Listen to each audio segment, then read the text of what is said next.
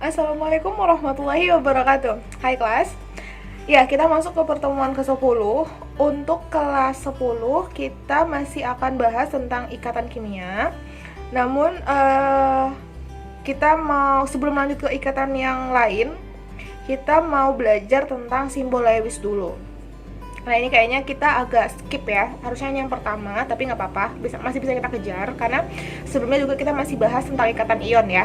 Jadi harusnya kita masuk ke ikatan kovalen, tapi sebelum ikatan kovalen kita masuk dulu ke simbol Lewis. Nah, simbol Lewis itu adalah tahapan awal untuk kita bisa menggambarkan nantinya bagaimana bentuk ikatan kovalen itu. Jadi kita nggak hanya tahu kalau senyawa ini tuh, oh ini ikatan kovalen, tapi kita juga bisa menggambarkan bagaimana bentuk ikatannya. Apakah dia ikatannya satu, apakah ikatannya ada dua, atau bagaimana dia berikatan dengan unsur satu sama lain. Misalnya dia berikatan sama oksigen, hidrogen, atau unsur-unsur lainnya. Jadi tanpa berlama-lama waktu lagi, so check it out. Oke, kita masuk ke materinya, yaitu ikatan kimia. Kita akan bahas satu materi saja, yaitu tentang struktur Lewis. Apa itu struktur Lewis? Nah, jadi struktur Lewis atau sering juga disebut sebagai simbol Lewis. Struktur atau simbol ya. Nah, jadi struktur atau simbol Lewis itu terdiri dari simbol kimia. Nah, simbol kimia itu adalah lambang unsurnya ya, lambang unsur yang menunjukkan inti atom. Misalnya kayak natrium, lambang unsurnya apa? Na. Terus kalau misalnya apa lagi ya? Magnesium, lambang unsurnya apa? Mg. Nah, ini ada tertulis di dalam si simbol Lewisnya itu ya, di struktur Lewisnya itu. Kemudian dia ada titik-titik atau dot. Titiknya benar-benar titik ya, titik atau dot nih. Titik-titik dia emang. Nah, itu yang menunjukkan elektron. Nah, elektron itu kan mengelilingi atom ya. Makanya si elektron-elektron itu nanti akan mengelilingi si si simbol lambang atomnya ini. Tapi gimana caranya? Nah, itu apakah sembarangan ditulisnya, Miss? Jadi enggak ya, enggak sembarangan. Nah, jadi dalam menulis simbol Lewis atau struktur Lewis ini, penempatan elektron dilakukan dengan menempatkan keempat elektron pertama pada keempat sisi di sekitar simbol kimia, dan keempat elektron selanjutnya baru ditulis secara berpasangan. Maksudnya gimana, Miss? Coba lihat. Ini kan ada golongan 1A sampai golongan 8A. Nah, caranya adalah dari sini kita bisa tahu ya. Jadi golongan 1A itu selalu punya elektron valensi 1. Golongan 2 itu selalu punya elektron valensi 2. 3 tuh selalu punya elektron valensi 3, 4, 5, dan sampai 8. Begitu seterusnya ya. Nah, ini akan jadi patokan kita. Jadi tanpa pun kita melakukan konfigurasi elektron, kita udah tahu nih, oh yang ini ternyata di golongan ini nih, Miss. Di golongan ini nih berarti dia elektron valensinya sekian gitu ya. Oke. Nah, contohnya adalah misalnya Li nih. Kita mulai dari Li. Li itu punya elektron valensi 1 ya, karena dia dari golongan 1. Nah, dimulai titik dotnya itu dari sebelah kanan. Ya, kemudian Be itu punya ini punya nomor atom, punya golongan, dia berasal dari golongan 2. Nah, golongan 2 maka dia punya elektron valensi 2. Maka setelah dari kanan dia ke bawah, kemudian lanjut ke kiri dan lanjut ke atas. Maka cara penulisannya adalah misalnya Miss punya atom X. Dia punya nomor elektron valensinya 6. Maka Miss tuliskan dari kanan dulu ya. Kanan, bawah, kiri, atas. Itu masih 4, kemudian 5, kemudian 6. Maka gitu ya cara nuliskannya ya. Kanan, bawah, kiri, atas. Kanan, bawah, kiri, atas. Kanan, bawah, kiri, atas. Itu cara penulisannya ya. Nah, jadi ini gimana? Jadi Miss yang ditulis elektronnya elektron apa, Miss? Cukup elektron valensinya saja. Jadi jangan semua elektronnya. Nanti kita bilang pula nanti gini, Miss Na itu punya nomor atom kan 11, Miss. Maka 11-11-nya ditulis. Enggak ya. Kita lihat aja, Na ini dari golongan berapa dia? Dia dari golongan 1. Maka konfigurasi elektronnya pasti punya elektron valensi 1. Sehingga Na pasti punya 1 titik elektron saja di sebelah kanan ya. Ingat di sebelah kanan. Oke, next. Nah, ini struktur rangkanya ya. Atom H hanya memiliki satu elektron pada kulit. Atom H hanya memiliki satu elektron pada kulit. Ya, jelas ya. Karena atom H itu ada di golongan 1. Maka dia ada di sisi sebelah kanan. Nah, kemudian atom H itu karena hal itulah maka si hidrogen selalu diletakkan sebagai atom paling ujung. Jadi letaknya di paling ujung nih, di paling ujung. Paling ujung, paling ujung, paling ujung, paling ujung, paling ujung. Nah, itu deh ya, letaknya di paling ujung. Oke, kemudian atom pusat nomor 2. Atom pusat biasanya memiliki elektron negatifan yang paling rendah. Atom pusat tuh ya benar di tengah ya, atom yang tengah yang mengikat unsur-unsur lainnya. Contohnya kayak COCl2 yang ada di sini nih. Nah, ini COCl2 ini kita lihat atom pusatnya itu adalah C. Dia punya elektron negatifan itu paling rendah. Nah, atom-atom ujungnya itu memiliki keelektronegatifan yang biasanya lebih tinggi daripada si atom pusatnya. Contohnya kayak C. C itu punya elektronegativitas tuh 2,5.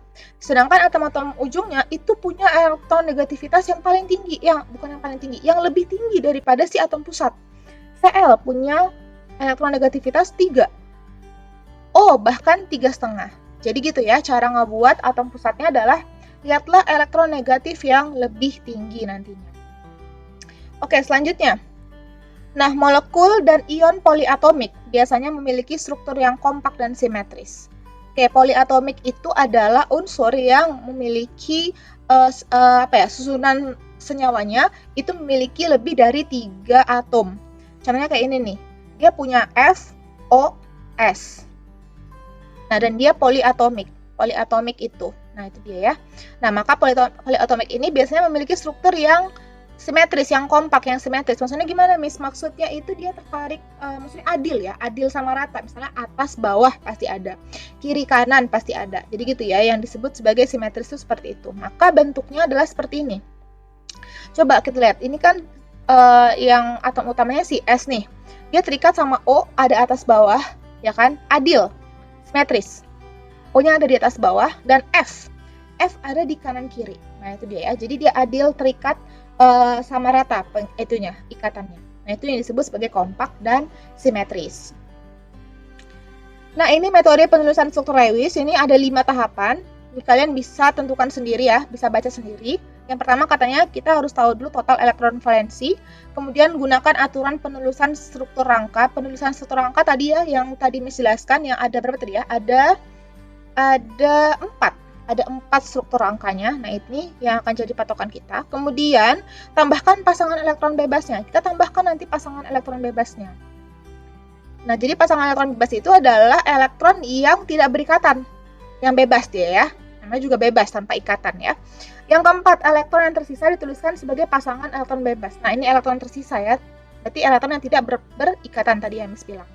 Oke, jika diperlukan, pindahkan satu atau lebih pasangan elektron bebas dari atom ujung sehingga membentuk ikatan rangkap pada atom pusat. Jadi kita bisa membentuk ikatan rangkap nantinya. Tapi nanti ini akan kita jelaskan lebih lanjut ya nantinya. Oke, nah kita masuk ke contoh soal dulu. Miss jelasin satu contoh soal saja. Nanti untuk contoh soal selanjutnya kita akan bahas di Google Meet-nya ya. Kita akan mulai latihan di Google Meet-nya nanti gimana cara menggambarkan struktur Lewis-nya. Nah, yang pertama adalah si NF3 dulu nih. Ini NF3, kita punya simbol NF3 ya. N itu punya nomor atom 7, F itu nomor atomnya 9. Ini kalau di konfigurasi elektron kan, ini kan jadi kalau N ini terlalu kecil ya. Boleh di sini N itu 7, itu 1s2, 2s2, kemudian 2p4 3. Nah, gini ya. Kemudian yang F itu 9, yaitu 1s2, 2s2, 2p 2, 2, 4, 5. Nah, gitu ya. Nah, katanya kan Miss sudah sampaikan sebelumnya bahwa elektron valensi itu adalah yang punya nomor bilangan kuantum utama yang sama. Yang sama yang mana? Yang 2 ini sama nih. Sama yang 2 ini sama. S 2 SP. S tambah P berarti dia di golongan utama ya, golongan golongan A. Oke. Nah, di sini dia punya berapa itunya? 5. Dan di sini dia punya 2 dan 7, ini 7.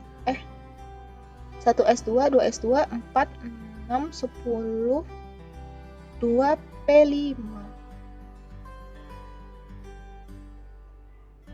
Oke ya, 1s2, 2s, kok kurang ya?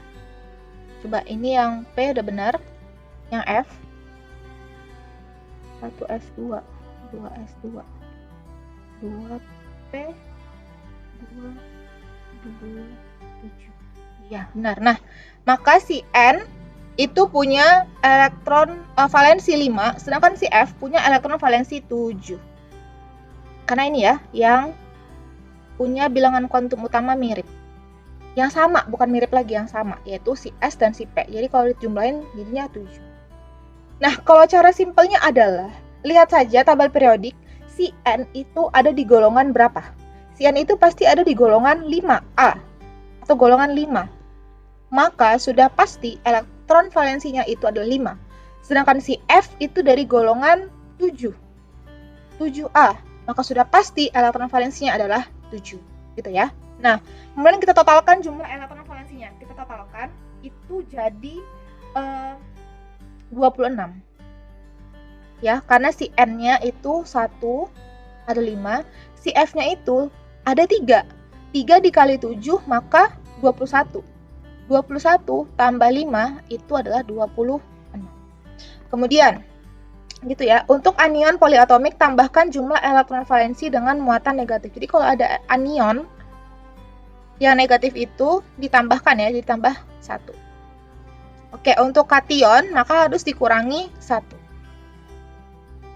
Kurangi dengan elektron valensi dengan muatan positif. Jadi harus dikurangi 1. Oke, nah jadi NH4+, maka jumlah elektron valensinya adalah 4 kali 1 tambah 5 dikurangi 1, karena dia kation ya. Coba diingat lagi gimana cara pembuatan kation, gimana cara pembuatan anion. Itu baru minggu lalu ya Miss sampaikan kenapa dia harus ditambahkan jumlah elektronnya, dan ini kenapa harus dikurangkan jumlah elektronnya. Nanti kita akan bahas ya, nanti Miss akan tanyakan kalian di Google Meet. Semoga masih ingat dengan pembelajaran minggu lalunya. Nah, kita tadi punya contoh NF3 ya. Maka bagaimana cara nulis gambarnya Miss? Nah, tadi N punya elektron valensi 5. Si F punya elektron valensi 7, gitu ya. Maka kita buat N titiknya bagaimana? 1, 2, 3, 4, 5. Ini gini ya. Kemudian yang F. F itu punya elektron valensi 7. Maka kita buat 1, 2, 3, 4, 5, 6, 7. Nah, gini dia ya. Nah, jadi si F itu punya satu elektron yang butuh apa ya? Namanya butuh pasangan nih. Jadi elektron itu dia harus berdua-dua.